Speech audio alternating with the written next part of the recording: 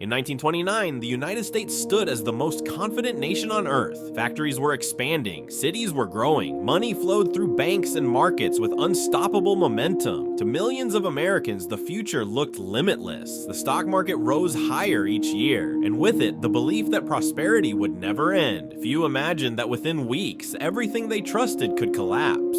For years, Americans had been told that the economy was strong, investments seemed safe, jobs were plentiful, families believed they were living in a new golden age. But beneath the surface, the system had become fragile. Prices were rising beyond reality, debt was quietly growing, and the stability everyone trusted depended on confidence alone. Then came October 1929. At first, the changes were subtle. Stock prices began to fall. Investors grew nervous. Some started selling, hoping to protect what they had. But fear spreads faster than logic. Within days, nervous selling turned into panic, and panic turned into something the nation had never experienced before. On October 24th, known as Black Thursday, the stock market shook. Thousands rushed to sell their shares at any price. Telephones rang endlessly across trading floors. Crowds gathered outside financial institutions, desperate for news. Bankers attempted to calm the public, but confidence was already fading. What had once seemed permanent now looked uncertain. 5 days later, the real collapse began. On October 29, 1929, the stock market crashed with unstoppable force. Millions of shares were sold in a single day. Prices fell so fast that fortunes disappeared within hours. Men who had felt wealthy in the morning found themselves ruined by evening. The illusion of endless growth shattered before the eyes of the nation. But the crash was only the beginning. At first, many believed the economy would recover quickly. Market corrections had happened before. Optimism remained. Yet this time was different. Businesses began to slow production, investments stopped. Banks quietly faced losses they could not easily absorb. A chain reaction had begun. Across the country, uncertainty spread. Factories reduced hours. Workers were dismissed. Families that had felt secure just months earlier now faced an unfamiliar fear. For the first time in years, Americans began to question whether the prosperity they trusted had been an illusion. The weeks that followed revealed how deep the damage truly was. Banks that had invested heavily in the stock market began to fail. When a bank closed its doors, families lost their savings overnight. Money that had taken years to earn vanished without warning. Trust in the financial system started to disappear. People no longer felt safe leaving their money anywhere. Fear moved quickly from city to city. Crowds formed outside banks as citizens demanded their savings. Lines stretched for blocks. Many waited for hours, hoping to withdraw what little remained, but banks did not have enough cash to satisfy everyone. When withdrawals increased, closures followed. Each closure created more panic.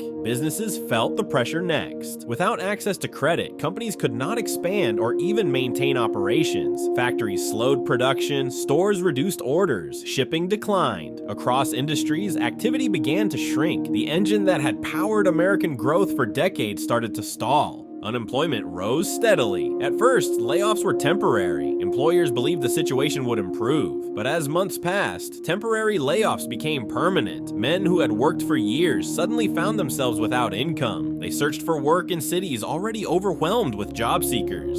Families adjusted the best they could. Spending stopped. Luxuries disappeared first, then necessities became difficult to afford. Homes were lost when mortgages could not be paid. Cars were abandoned when payments fell behind. Communities that once thrived now faced silent streets and closed businesses. By the early 1930s, the Great Depression had taken hold of the nation. It was no longer a financial crisis limited to Wall Street. It had become a national struggle affecting millions. Confidence, once the foundation of American prosperity, had been replaced by uncertainty. By 1930, the full weight of the Great Depression began to settle over the United States. Factories closed their doors across major industrial cities. Steel production slowed. Construction projects stopped. Railroads reduced operations. The economic machine that had once moved with unstoppable energy now struggled to function at all. Unemployment rose to levels never seen before. Men walked city streets each morning searching for work that no longer existed. Long lines formed outside factories, not for employment, but for hope. Employers could not hire. Businesses could barely survive. For many Americans, the idea of stable work began to feel distant and uncertain. As jobs disappeared, so did financial security. Families sold belongings to buy food. Furniture, clothing, and personal items were traded for small amounts of cash. Some families moved in with relatives to survive. Others left cities entirely, returning to rural areas in search of stability. Communities that once symbolized opportunity now reflected hardship. In major cities, bread lines stretched along sidewalks. Charities and local organizations distributed meals to those who had nothing left. Men in worn coats stood quietly, waiting for food. There was no shame, only necessity. The Great Depression did not affect only a few. It touched nearly every American household in some way. Homelessness increased rapidly. Makeshift communities formed on the edges of cities. Small shelters built from scrap wood and metal became temporary homes. These settlements were often called Hoovervilles, named after President Herbert Hoover. Many blamed his leadership for failing to prevent the economic collapse.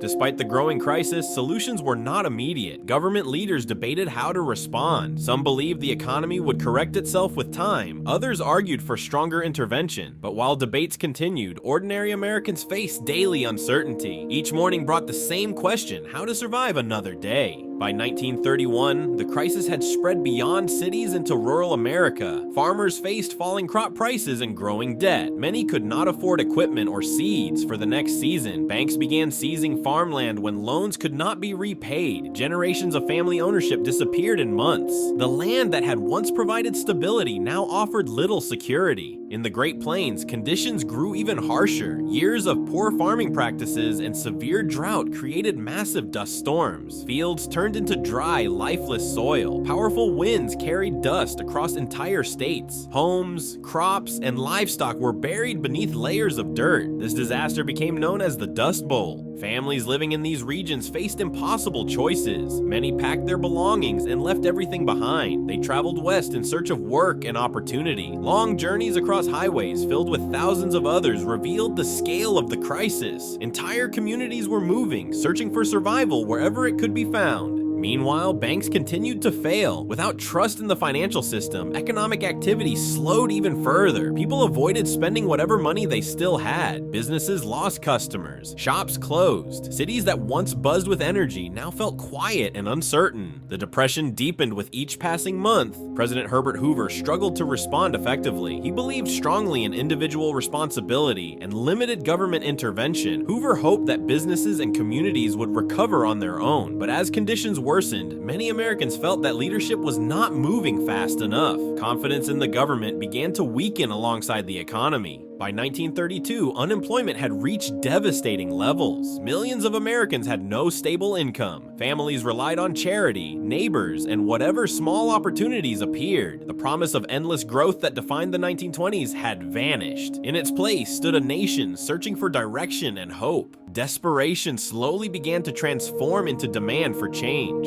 Across the country, Americans searched for leadership that could restore confidence. The economic collapse had shaken more than financial stability.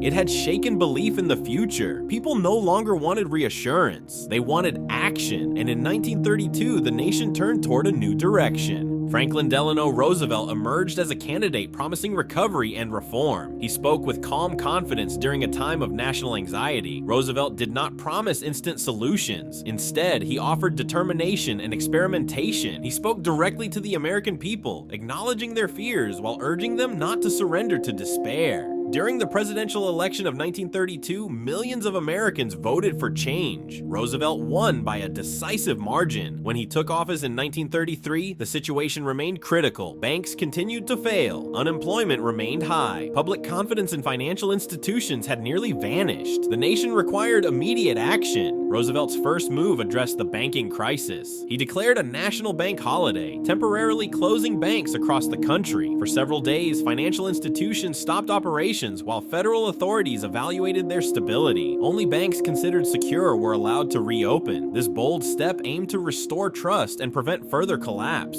Soon after, Roosevelt spoke directly to the nation through radio broadcasts. These messages became known as fireside chats. He explained government actions in simple, calm language. Americans listened from their homes, hearing reassurance from their president. Slowly, trust began to return. When banks reopened, citizens started depositing money again rather than withdrawing it. Roosevelt then introduced a series of programs designed to stimulate recovery. These initiatives became known collectively as the New Deal. Public works projects created jobs. Infrastructure was rebuilt. Roads, bridges, and public buildings rose across the country. For many unemployed Americans, these projects offered both income and renewed purpose. The New Deal did not end the Great Depression immediately. Recovery would take years, but it changed the direction of the nation. Instead of waiting for the economy to heal itself, the government actively worked to support its people. Confidence slowly returned. Production began to rise. The long path toward recovery had begun. Even as recovery efforts began, daily life remained difficult for millions. Jobs created by government programs provided relief, but not instant prosperity. Families still struggled to rebuild what had been lost. Savings were gone. Businesses had closed. Entire industries needed time to recover. The Great Depression had changed the American way of life in ways that would not quickly disappear. Yet something important had begun to shift. For the first time in years, Americans saw signs of forward movement. Construction projects returned activity to cities. Farm programs stabilized crop prices. Financial regulations created new protections for savings and investments. While progress was slow, it was visible, and visibility created something the nation had been missing: hope. Throughout the mid-1930s, the United States continued its gradual recovery. Industrial production increased. Employment slowly improved. Confidence returned to financial markets. Americans began spending again, cautiously at first, then with growing stability. The economy was not yet fully healed, but the direction had changed. Still, the memory of collapse remained strong. Families who had lost everything learned to live carefully. Savings became more important than ever. Communities supported one another more closely. The experience of widespread hardship created a deeper understanding of resilience. Americans had endured the worst economic crisis in their history and survived.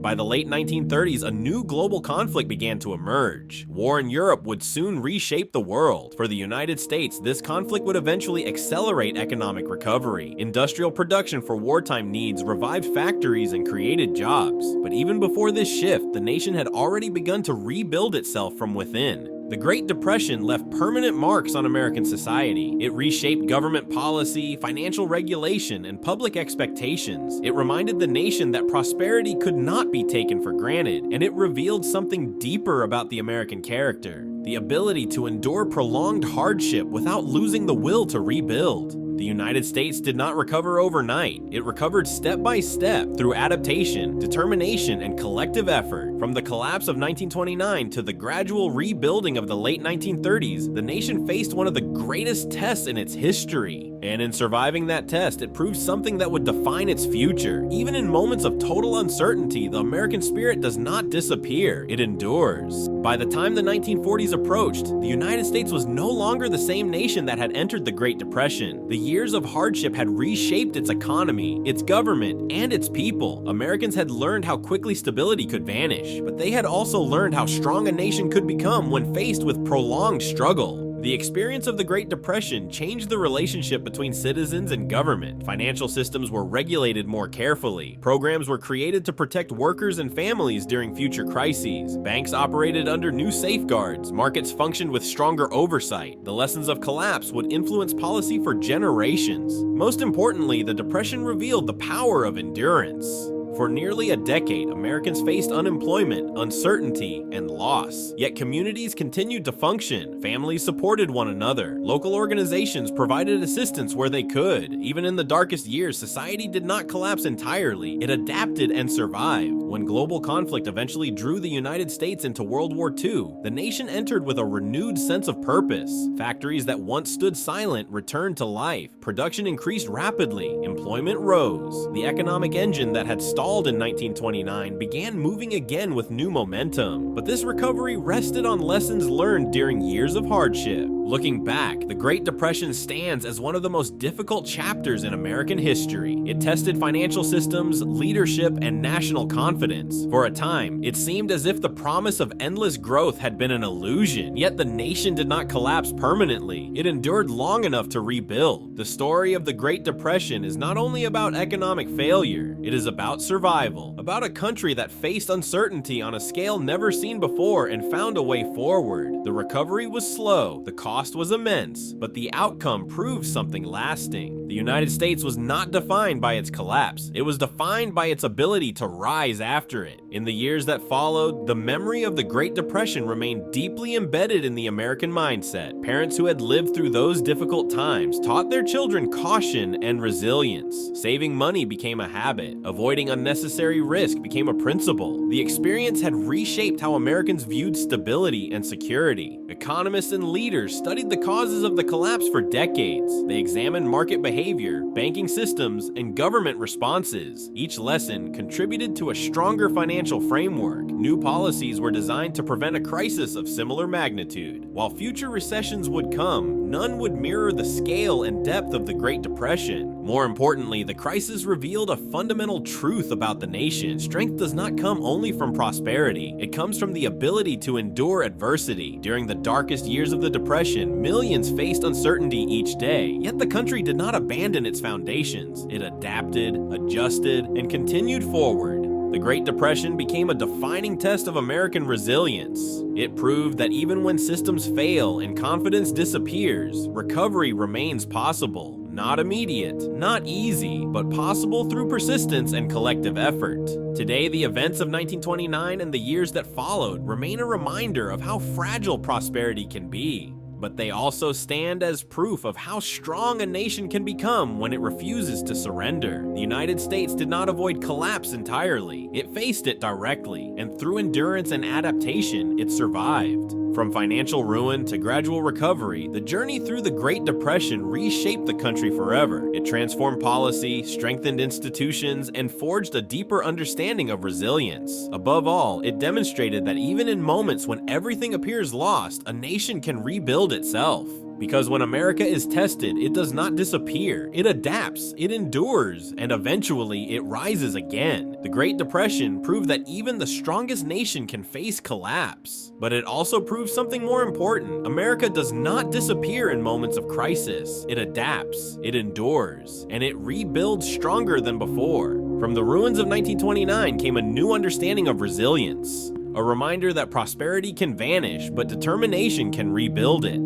The United States survived its darkest economic moment not because it was unbreakable, but because it refused to stay broken. This is America misjudged, when the world thought America would fall, and it didn't.